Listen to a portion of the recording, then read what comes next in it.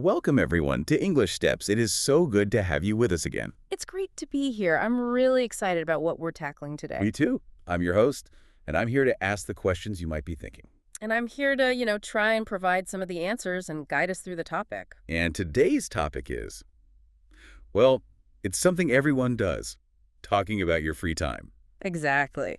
And specifically, we're on a mission to answer one single, very common question. And that question is, what are you doing? That's the one. It sounds so simple, right? What are you doing this weekend, or what are you doing tonight?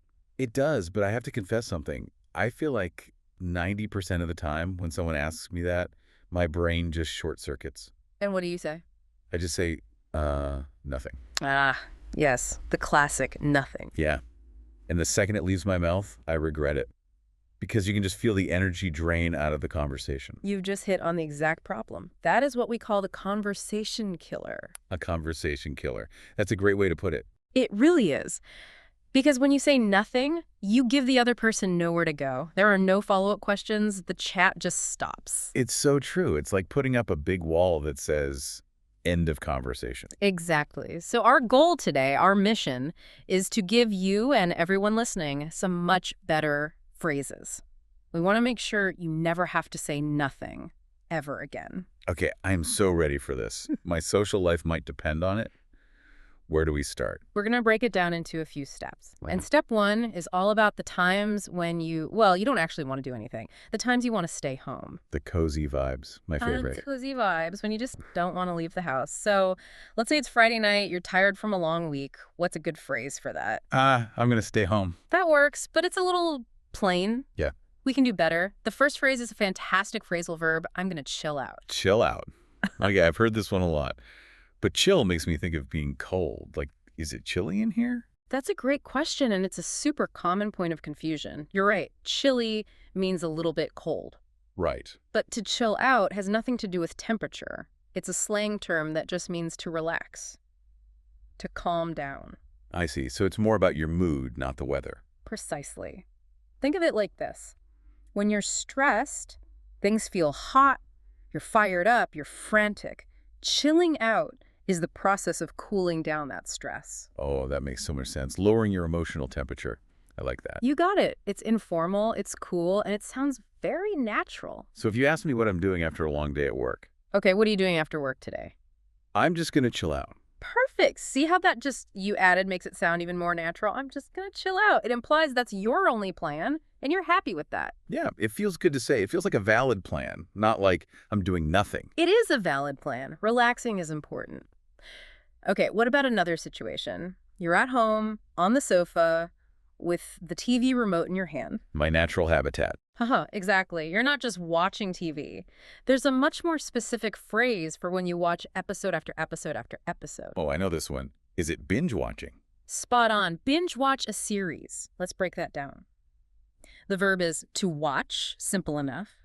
But what about binge? I've heard of binge eating or binge drinking. It sounds a little negative, like doing something too much. That's the interesting thing. Historically, you're right. Binge meant doing something to excess in a way that wasn't very healthy. So why is it okay with TV? Because the culture around television has changed so much with streaming services like Netflix. Shows are released all at once. The whole season just drops. Exactly. So it has become a shared cultural activity to watch it all quickly. It's almost expected. If you don't, you might see spoilers online. Ah, the fear of spoilers. Very powerful motivator. It really is. So now, saying you're going to binge watch a series is a great answer. It shows you're connected to popular culture. And it's another great conversation starter. If I say that, you'll ask me, oh, what show? I absolutely would. Let's try it. Are you going to binge watch anything this weekend? You know, I think I am. That new sci-fi show just came out, and I'm definitely going to binge watch the first few episodes. See? Now I'm curious. I want to know what show it is. We're having a conversation. It's a world away from nothing. This is brilliant. I feel like my conversational skills are improving already. Yeah. What else have we got for staying in? There's one more, and it's maybe the most important one of all. It's for when you are truly, deeply tired. My favorite hobby? Sleeping. Exactly. But we don't just say, I'm going to sleep a lot. The phrase is, I'm going to catch up on sleep. Catch up on sleep. Why catch up? That's a phrase you use when you're behind in a race or with work. That's the key. It implies that you have a sleep debt. A sleep debt. I think my account is seriously in the negative. Most people's are. We lose sleep during the busy week, getting up early, working late. The weekends are time to catch up, to pay back that debt to our bodies. So it frames sleeping not as a lazy activity, but as a necessary productive one. You're balancing the books. You've nailed it. It's the perfect excuse. You're not just sleeping in, you're recovering. It's very relatable. Everyone understands being tired. Okay, so we have chill out, binge watch a series, and catch up on sleep. 3 solid gold alternatives to nothing. Absolutely. But before we move on from staying in, there's a very funny and famous idiom we need to talk about. It's a name for the type of person who does all these things. An idiom. Okay, I'm intrigued. Have you ever heard of a couch potato? A couch potato, yes. It always makes me laugh. It's such a strange image. It is, isn't it? Let's paint the picture. A couch is another word for a sofa. Right. And a potato is, well, it's a vegetable. It's lumpy. It grows in the dark. It just kind of sits there. And it has eyes, but it can't see. That's the amazing part of the idiom. A couch potato is someone who just sits on the sofa like a lump, watching TV. Their eyes are on the screen, but they're not really engaging with the world. They're vegetative. So it means a lazy person. Yeah. Is it? Is it an insult? It can be, yes. Traditionally, it was a negative term. But just like with binge watching, I think the meaning is changing a little. How so? In our super busy, high-stress world, sometimes admitting you're going to be a couch potato for a day is almost like an act of self-care. It's a statement. Like you're proud of it. This weekend, my only plan is to be a professional couch potato. Exactly. You're giving yourself permission to do nothing. On a rainy Sunday, I am a very proud couch potato. Me too. I think I'm the king of the couch potato. Well, it seems like you've really understood this whole world of staying in. I think so. But I want to be sure, and I want to give our listeners a chance to test themselves. Oh, what do you have in mind? I think it's time for a very quick pop quiz. A pop quiz. I love it. Okay, lay it on us. Okay, listeners, this one's for you. We've just talked about that funny idiom for a lazy person who sits on the sofa all day watching TV. What do we call that person? Is it A sofa tomato, or B, a couch potato? A sofa tomato or a couch potato? Okay, we're going to give you 5 seconds to think about it. Take your time. Pause for 5 seconds. Okay, time is up. Have you got your answer? What's the verdict? The correct answer is, of course, B, a couch potato. Yes. Well done if you got that right. Although I have to admit, sofa tomato is kind of funny. I can picture a big, red, squishy tomato just sitting on the sofa. It's a good image, but yeah, if you want people to understand you, definitely stick with couch potato. Noted. Okay, that was fun. We have mastered the art of staying in. Where are we going next? Well, we've been a couch potato for long enough. It's time to get up, shake it off, and actually leave the house. Okay. This is step 2, going out. The active vibes. Active vibes. I like the sound of that. It feels more energetic already. It is. And the language we use reflects that energy. Our first phrase is a perfect example. For when you want to go and exercise, you can say, I'm going to hit the gym. Hit the gym. Okay, the verb there is hit. That sounds quite aggressive. You don't mean you're actually going to punch the gym, right? Yeah. Uh-huh. No, definitely not. That's a great clarification. To hit in this context is slang for to go to or to attend. So why not just say go to the gym? You can, but hit the gym sounds so much more dynamic, more motivated. Going to the gym is a statement of fact. Hitting the gym is a statement of intent. It implies you're going to work hard, you're going to sweat. It makes it sound like a challenge you're going to conquer. I'm going to hit the gym. That's it exactly. It frames the activity as something more powerful. Even if you just plan to walk slowly on the treadmill, saying you're going to hit the gym makes you sound like an athlete. I have to be honest. I often tell myself I should hit the gym, but then the inner couch potato usually wins the argument. That's the eternal battle, isn't it? The gym versus the couch. But at least now you have the ambitious-sounding phrase for it. True. Okay, so hit the gym is for high-energy exercise. What if I want to go out, but in a more relaxed, social way? An excellent question. Let's say you want to meet a friend. You could say, let's grab a drink. Grab a drink. I like the verb grab. Sounds quick and easy. That's the whole point of it. To grab something is a fast, simple action. So when you invite someone to grab a drink, you're signaling that it's a casual, low-pressure meeting. It's not like inviting them for a 3-course dinner, which feels like a big commitment. Exactly. Grabbing a drink could be 20 minutes or it could be 2 hours. It's flexible. It makes it very easy for the other person to say yes. That's smart. And what kind of drink are we talking about? Does it always mean alcohol? Another fantastic question. This is where context is everything. The meaning of drink changes depending on the time of day. Oh, interesting. If I ask you at 10 in the morning, do you want to grab a drink? What do you think I mean? Coffee. Or maybe tea. Definitely not a beer. Right. But if I ask you the same question at 7 p.m. on a Friday, Then I'm thinking beer, wine, something alcoholic. you got it. It's a brilliantly versatile phrase that covers everything from coffee to cocktails. It's all about the social situation. Okay, so let's try it. Hey, do you want to grab a drink later? I'd love to. See?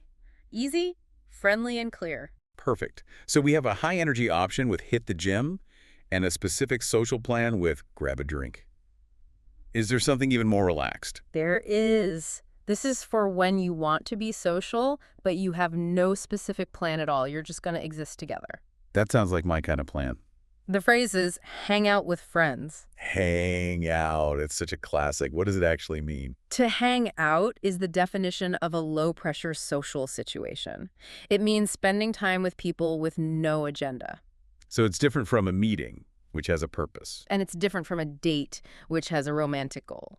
When you hang out, the only goal is to enjoy each other's company. You might watch a movie, you might play a game, you might just talk. Or just sit in the same room on your phones. Haha, sometimes yes. It's about presence. So when someone asks what you're doing, you can say, I'm just going to hang out with my friends.